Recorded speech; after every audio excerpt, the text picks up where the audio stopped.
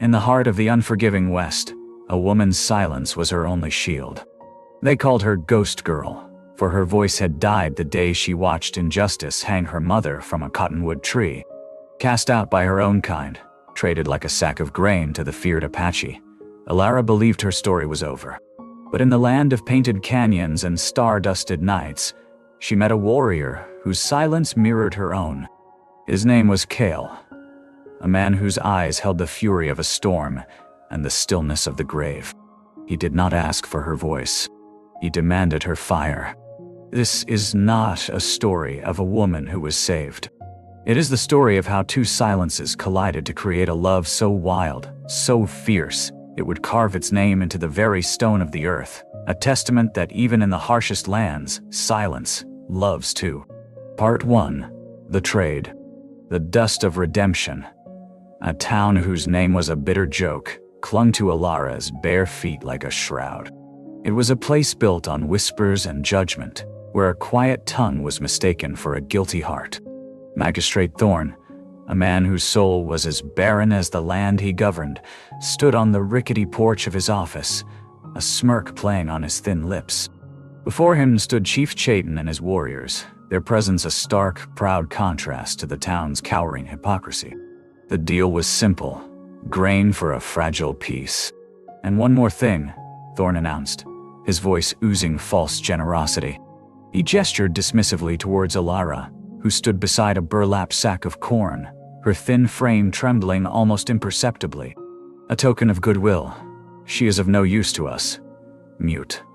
Perhaps your people can find a purpose for her.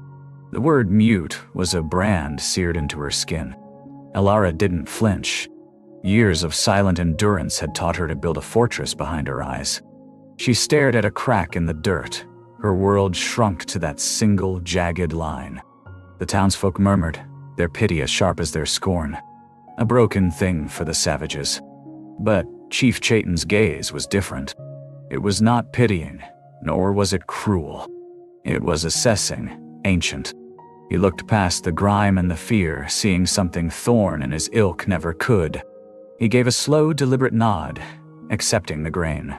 Then, to the gasping disbelief of the crowd, he walked directly to Alara. He did not grab her. He did not command her. He extended a hand, palm open, an invitation as clear as a mountain spring. It was the first choice she'd been offered in years. Her eyes lifted from the dirt, meeting his. In them, she saw not a master, but a beginning. Her small, calloused hand rose and settled into his. His grip was firm, a silent promise. As she followed him, leaving the only life she'd known, a wild, terrifying hope flickered in the desolate landscape of her heart. The journey was 2 days of wind, rock, and a profound, shared silence. The warriors with Chayton moved with the grace of predators, their eyes missing nothing, yet they offered her a wide berth of respect. No one spoke to her, but the silence wasn't empty. It was watchful, protective. On the second night, as the fire spit embers into the infinite, star-strewn sky, a new figure emerged from the shadows. He was taller than the others, his shoulders broad, his face a mask of hard angles and sorrow. His eyes, dark and turbulent, met hers for a fleeting, searing moment before he turned away. This was Kale. The whispers she'd overheard from the warriors told his story. His family lost to white men's fever. His voice sealed away with his grief. A silence born of rage, meeting a silence born of trauma. He approached the fire, his movements fluid and noiseless. He took a bowl of stew from the pot, and, instead of joining the other men, he walked to the edge of the firelight where Alara sat. He didn't speak. He simply placed the bowl beside her, close enough to feel its warmth. Then he retreated to his own solitude, his back a rigid wall against the world. It was not kindness as she knew it. It was a raw, unspoken acknowledgement. I see you. I see your emptiness. Mine is like it. That night, huddled in a borrowed blanket, Alara ate the stew, Dewu. It tasted of smoke, salt, and the first stirrings of a dangerous, untamed connection. She pressed her fingers to her throat. Still nothing, but for the first time, The silence felt less like a cage and more like a territory. A wild land she and the silent warrior now shared. Part 2. The language of hands. The Apache village was a living thing, nestled in the protective embrace of a crimson canyon. Life moved to the rhythm of the sun and the seasons, a stark contrast to the frantic, grasping pace of redemption. Here, Alara's silence was not a void to be filled, but a space to be respected. The women taught her through action, not words. A hand gesture showed her how to grind blue corn. A shared glance guided her to the river for water. It was a language of doing, of being, and Alara, a natural observer, learned quickly. The trust they placed in her was a balm on her wounded soul, allowing her room to breathe, to simply exist without the pressure of explanation. But it was Kale who spoke to her in a language only they could understand. He was a ghost at the edge of her vision, a constant, brooding presence. He never spoke, never intruded, but he was always there. One morning, as she struggled to lift a heavy pail of water, his shadow fell over her. Before she could react, he was beside her, his hand closing over hers on the handle. His touch was electric, a jolt of lightning on a clear day. It wasn't gentle. It was possessive, strong, his calloused fingers branding her skin. Their eyes locked, and in that moment, the world fell away. His gaze was a storm, raw and intense, stripping away her defenses, demanding to see the fire she kept hidden. He saw it. He saw the fury, the pain, the unbroken spirit cowering in the dark. He held her gaze for a long, breathless moment, a silent battle of wills and a desperate, unspoken communion. Then, just as quickly, he released her, lifted the pail as if it weighed nothing, and carried it to her dwelling before melting back into the shadows. He left gifts. Not the trinkets of children, but pieces of himself. A hawk's feather, its edge perfectly sharp, left on her doorstep. A length of sinew, stronger than any rope, for her to mend her worn shoes. These were not offerings of peace. They were offerings of strength. I am a warrior. You are a survivor. We are the same. The turning point came during the festival of the harvest moon. The village was alive with chanting and the thunderous beat of the main drum. Alara stood apart, an observer as always. Chief Chayton, his wise eyes seeing all, approached her. He held a small, unadorned hand drum. "Your voice is quiet," he said, his voice a low rumble. "But your heart is loud. Let it speak." He placed the drum in her hands. She hesitated, the smooth hide cool against her trembling fingers. Then, she felt his eyes on her. Across the fire, Kale was watching, his usual mask of indifference gone, replaced by a raw, burning intensity. It was a challenge, a dare. Her fingers tightened on the wooden frame. She struck it once, a soft, hesitant tap. Then again, harder. The sound was a shock, a physical manifestation of the scream trapped in her throat. She looked at Kale. He gave a single, almost imperceptible nod. More. The rhythm found her then, erupting from a place she thought long dead. It was a wild, frantic beat, a story of loss, of rage, of a spirit that refused to be extinguished. Her hands flew across the drum, a blur of motion. It was not music. It was a declaration of war against her own silence. The villagers fell quiet, their own chants fading as they turned to listen to this raw, untamed sound. When she finally stopped, her chest heaving, her hands raw, a profound silence fell over the clearing. She looked at Kale. His eyes were blazing, a mixture of fierce pride and a dark, possessive hunger that made her shiver. He had not just listened. He had heard the deepest parts of her soul. That night, she understood. Their connection was not one of gentle understanding. It was a collision of two broken, wild things finding their reflection in the other's darkness. Part 3. The storm within and without. The sky turned a bruised purple, the air thick with the smell of rain and ozone. A summer storm, violent and sudden, descended upon the canyon. The village moved with practiced efficiency, securing lodges, gathering livestock. Alara worked alongside the others, her body moving with a purpose she hadn't known before. Through the chaos, she saw Kale. He was a force of nature himself, securing the horses, his powerful frame moving with lethal grace.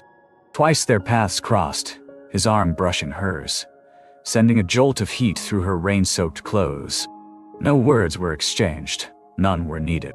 Their awareness of each other was a current running beneath the storm's fury. Just as the wind turned into a shrieking banshee, she saw him disappear into the small, fragile smoke hut where the most sacred herbs were kept. It was not built to withstand such a gale. A primal fear, cold and sharp, pierced through her. No one else seemed to notice. They were all seeking shelter. She didn't think. She ran. She burst through the hide flap just as a gust of wind tore a hole in the wall. Kale was there, his back to her, trying to shield a stack of ceremonial pipes. The roof groaned, a sound of splintering wood. Kale! The name was a strangled gasp, the first sound to escape her lips in 5 years. It was rough, foreign, torn from her throat by the sheer force of her terror.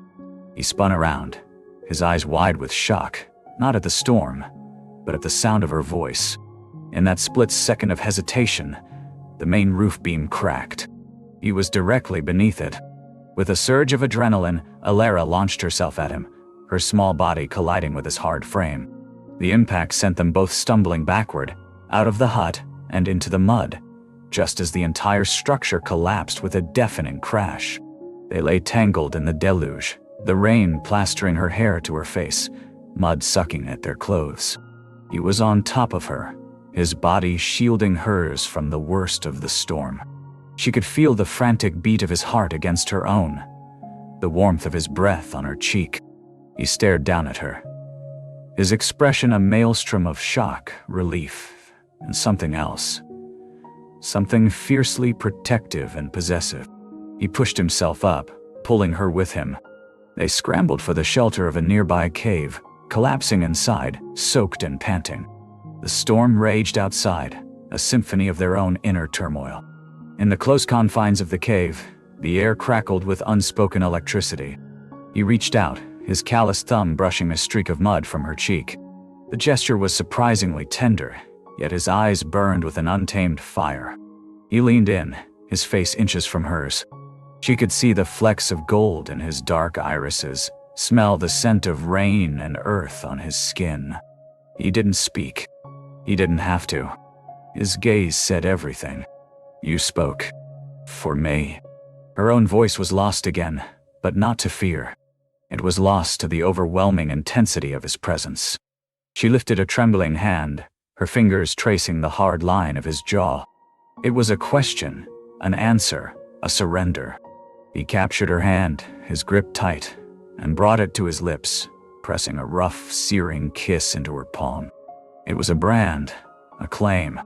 In the heart of the storm, surrounded by chaos, they forged a new pact. It was not gentle. It was not safe. It was a wild, desperate acknowledgement that they belonged to each other, bound not by words, but by the silent, violent language of survival, and a love that was as untamed as the land itself. Part 4. Carved in stone. Days after the storm, the air between Alara and Kale was different. The unspoken tension had not vanished. It had solidified into a new, profound understanding. The glances were longer, the accidental touches lingered, charged with a meaning that sent shivers down her spine. He had heard her voice, a secret now shared between them, and it had changed everything. One morning, he appeared at her dwelling as the sun painted the canyon walls in hues of fire. He said nothing, merely gestured with his head towards the high mesas. It was an invitation she could not refuse. She followed him, her heart a frantic drum against her ribs. He led her up a winding, hidden path, a trail known only to the Apache.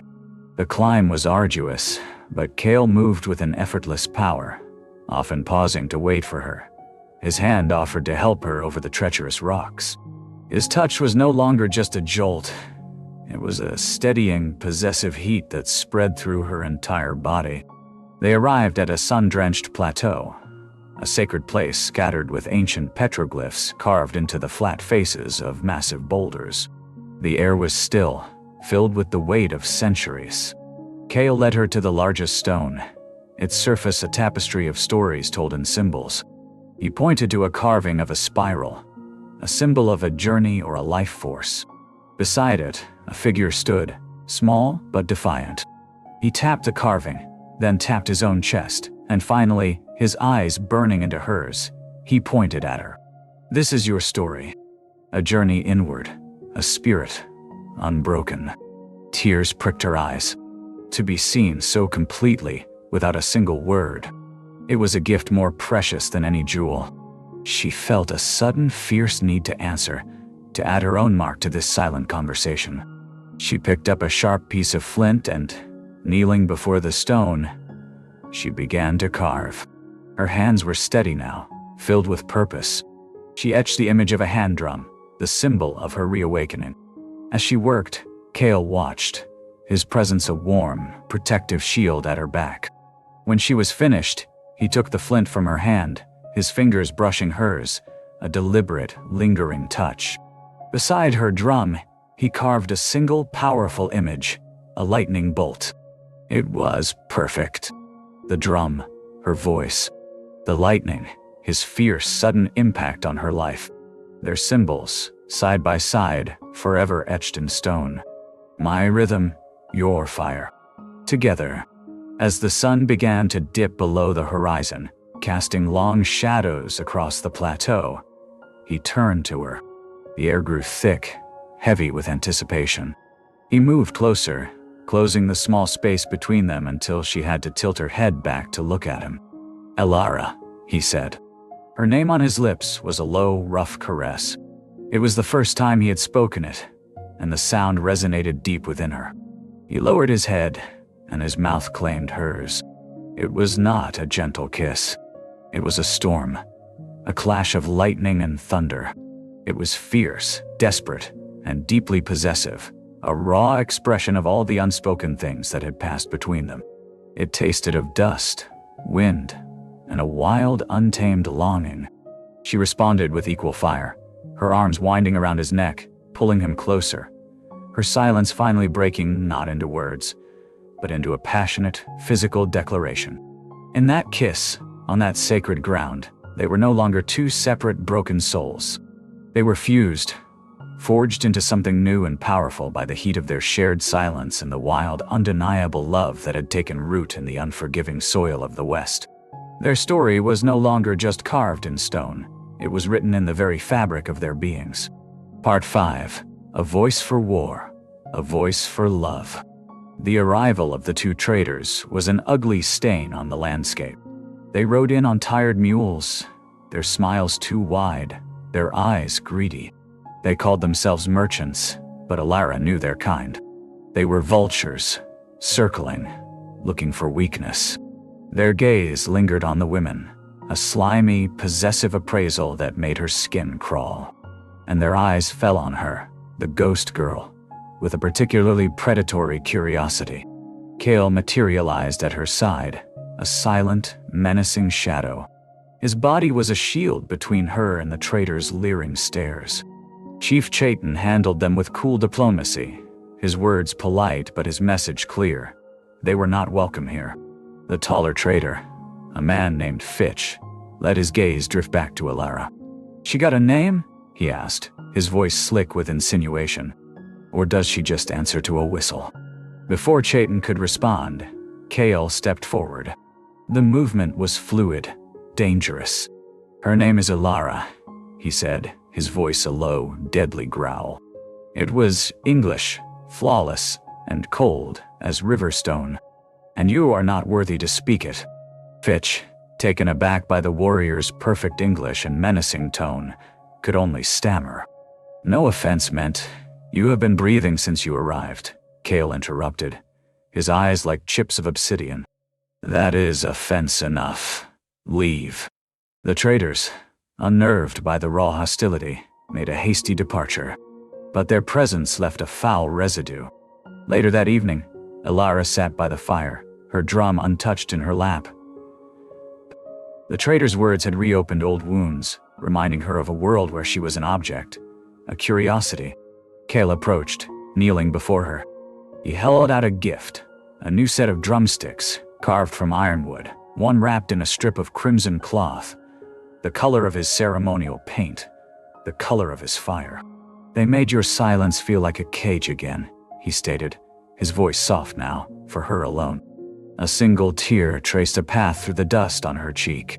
I hate them, she whispered, the words raw. I know. He reached out, his thumb gently wiping the tear away. His touch was a strange mix of tenderness and raw power.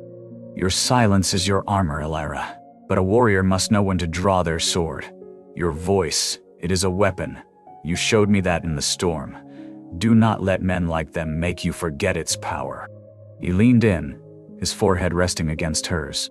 I did not speak for years, he confessed, his voice a low rumble that vibrated through her.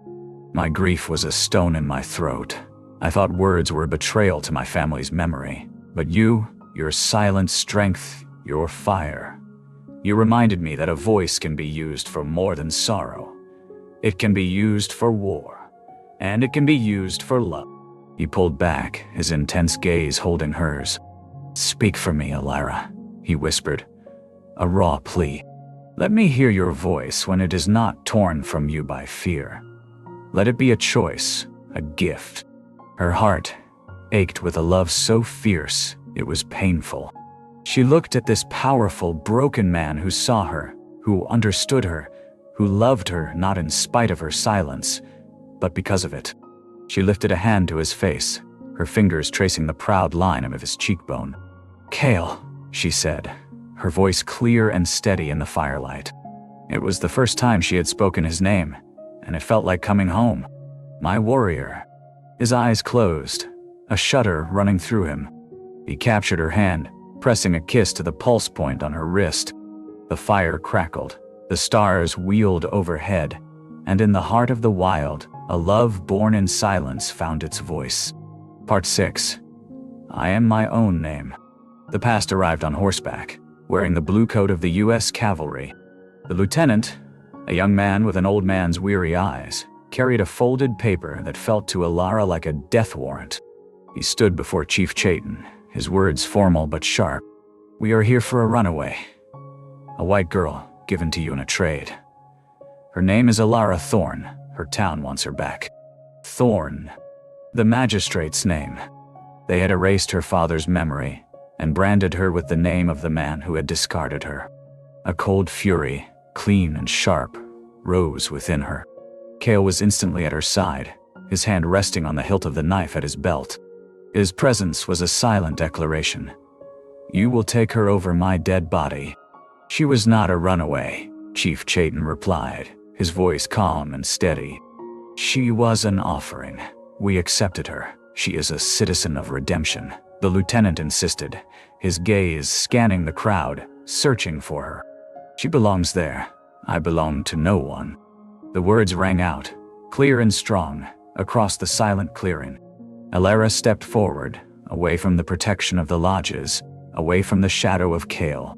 She stood alone, her chin high, the necklace of symbols, feather, spiral, drum, lightning bolt, resting against her collarbone.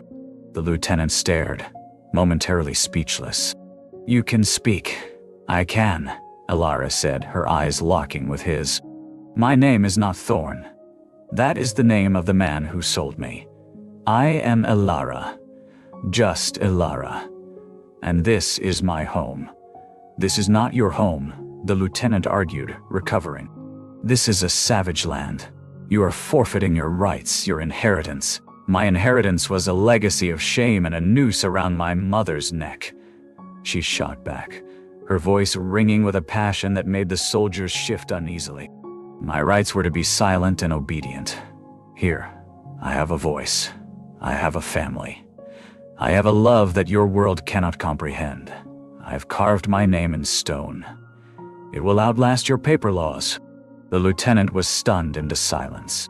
He looked from her defiant face to the unyielding warrior at her side, to the stoic chief, and to the silent ring of Apache warriors who had gathered behind them. He saw no fear, only resolve. He sighed, a sound of utter defeat. He folded the paper and shoved it back into his coat. The magistrate will not be pleased. His pleasure is not my concern, Alara said, her voice softening now.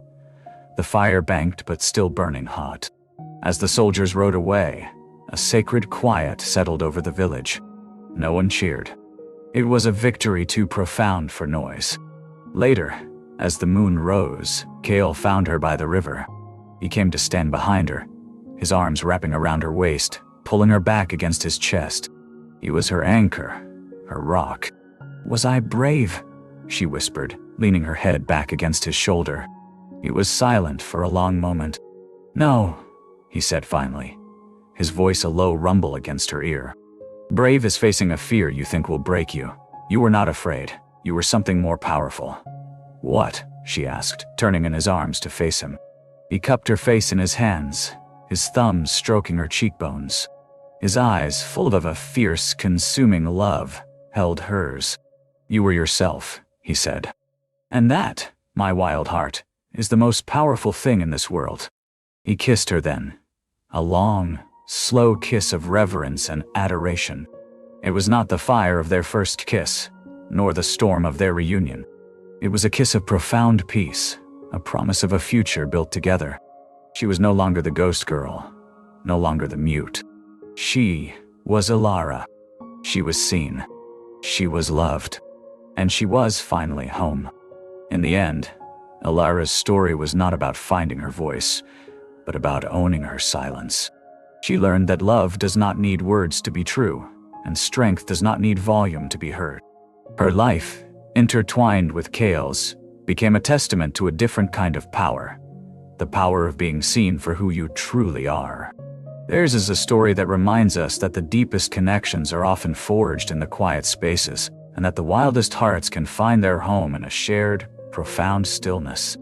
It teaches us that true belonging is not about where you are from, but who you are with. Thank you for joining us on Wild West Stories. If this tale of untamed love and silent strength moved you, please like this video, share it with others who appreciate the raw history of the frontier, and subscribe to our channel for more unforgettable Wild West tales.